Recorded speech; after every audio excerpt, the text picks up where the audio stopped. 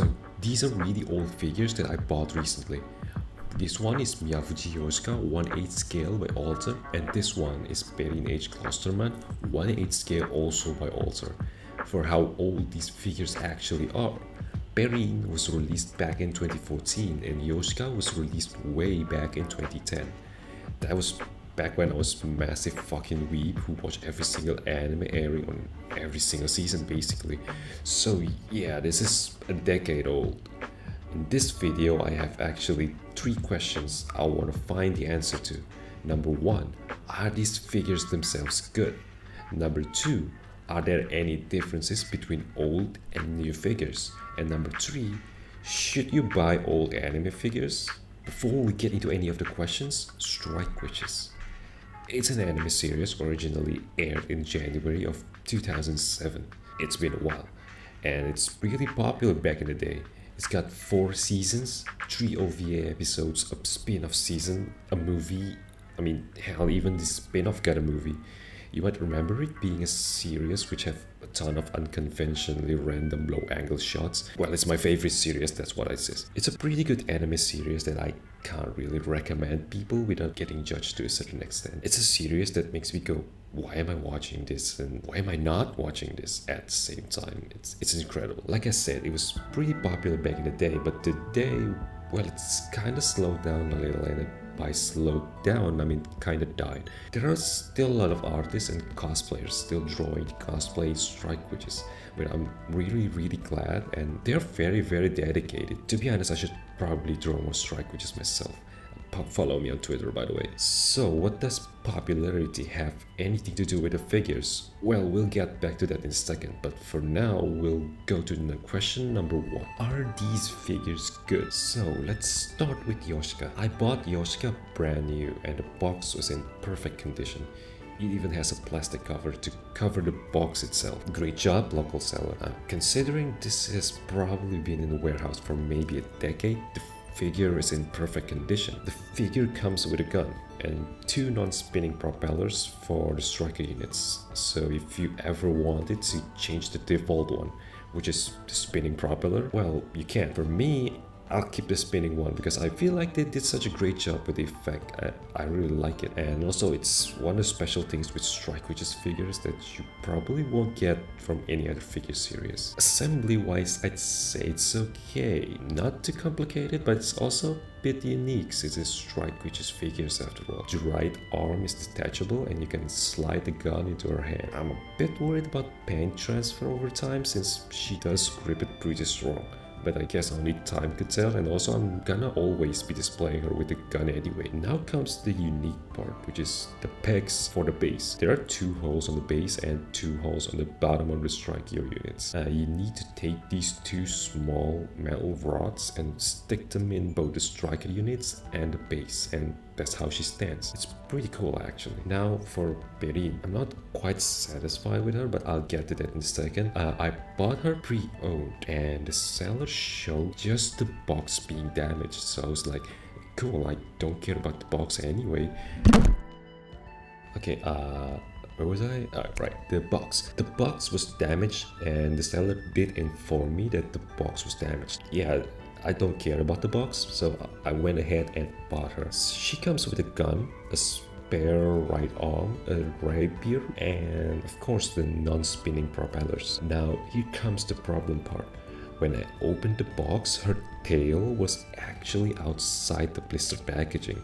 So I was like, that's weird. Turns out it probably broke off because when I tried to put it back together, it didn't stick very well. A slight touch could easily knock it off. So I could still manage to stick it back, so I guess I'm fine with it. Psych, the ribbon, the tie or whatever this is called also broke because I don't see anywhere I could stick the end part here into, and also the figure is a bit sticky, but it's something common for pre-owned figures, so I expected when I bought her. So in conclusion, Yoshika is really good. Perrine, however, not so much.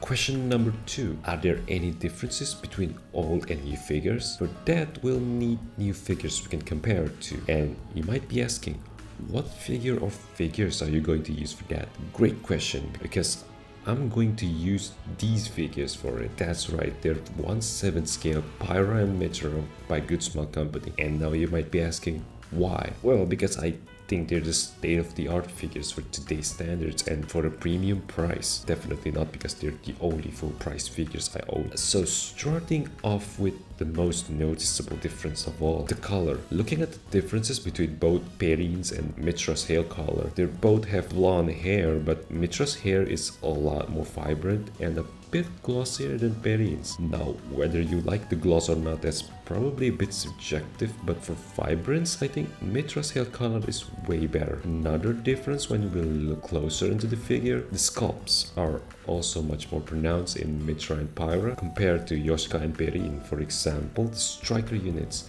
At first I thought Yoshika's striker unit seams were only painted and not sculpted. It turns out it's actually sculpted. You can feel it, but you can't really look at it. Perrine's striker unit has a bit more detail on it. Maybe that's why they actually need a separate person working on the unit and the gun, separate from the model for Perrine. However, looking at Pyra and Mitra's swords, it's absolutely clear these have way more effort put into them. It is insanely detailed, and the hair also has a little bit more detail on them. There's one last big difference that I want to talk about, which is the price. But it's probably better to talk about it on the last question. So, final question. Should you buy old anime figures then? Are they worth your money and space in your display? Well, looking at the answers for question number 1 and 2, newer figure is probably gonna be a better choice. However, there are several considerations we need to look into before we jump into that conclusion. Number 1, it's gotta be the price. Pyra and Mitra MSRPs at 18,000 yen. And if you think it's not that expensive, well, the aftermarket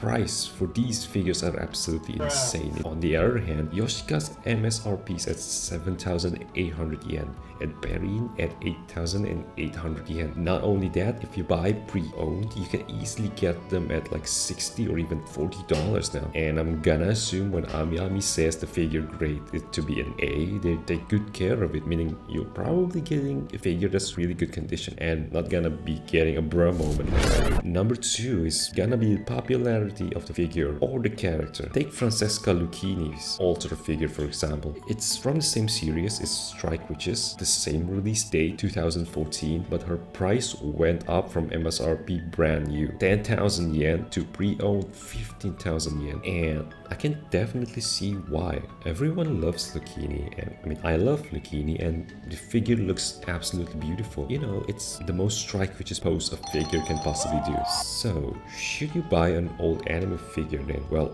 honestly, if it's cheap, as in it's not really a popular character or figure, but you love it anyway, I don't see why not. I really like Yoshka and I've always wanted Yoshka figure. When I saw her up for sale, brand new for $60 in my local shop, you know, however, be careful for pre-owned ones, as buying a pre-owned figure is already a risk of its own, but an old pre-owned figure, that's probably an Avengers level risk. Hopefully this video helps you or informs you all about old anime figures, or maybe about the particular figures that were featured here. The reason I made this video is because there are a ton and really good figures and they are very cheap. I think people are being a bit too hyped about new releases, and definitely not because I wanted to buy Yoshika and Perrine anyway and I'm just justifying my purchases by making a video out of it. So whether you want to buy an old anime figure or not, hope you enjoyed this video, and if you do want to buy an old figure, I hope you have a good deal and a good figure for your display.